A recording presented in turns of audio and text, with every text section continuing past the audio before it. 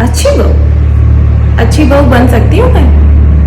कभी भी अपनी सास के लिए मैं अच्छी बहू बन ही नहीं सकती, हो ही नहीं सकती मैं अच्छी बहू। ऐसे कैसे हो सकती हूँ मैं? अच्छी हो ही नहीं सकती, मतलब इतनी कड़ाके की ठंड है, काम मैं भी करती हूँ ना। सब लोग ठंड में काम करते हैं पर दिखाई तो किसी को नहीं देता। वही मम्मी जी कल पड़ोस में चली गई थी तो कह रही है मीना आंटी की बहू तो इतनी कड़ाके की ठंड है तब भी बर्तन धो रही है, कपड़े धो रही है, बेचारी इतनी ठंड में भी सारे काम करती है।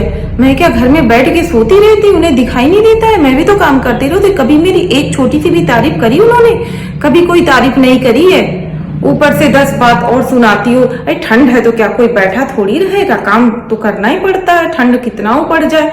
उनकी बहू की मतलब दूसरे की बहू की इतनी तारीफ और अपनी बहू की इतनी सी भी तारीफ नहीं। मैं भी तो ठंड में काम करती हूँ, बर्तन धोती हूँ, झाड़ू पोछा सारा काम करती हूँ, कपड़े भी धोती हूँ, पर मेरी तो कभी तारीफ हुई नहीं।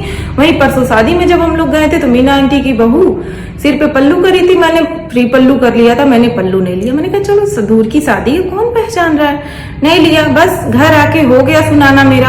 और वहीं उससे पहले जब शादी में गए थे तो मैंने पल्लू की हुई थी और उनकी बहू ने पल्लू नहीं करी थी, तब मम्मी जी ने एक बात नहीं बोली।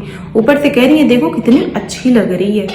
तो मैं करूं तो मुसीबत, ना करूं तो मुसीबत, मतलब कुछ भी कर लो सुनाना मुझे ही है। हाँ, तो अपनी बहू की तारीफ तो कभी हो ही नहीं सकती। और आप तो बात ही मत करो, आप अच्छे बेटे हो, आपको पता है।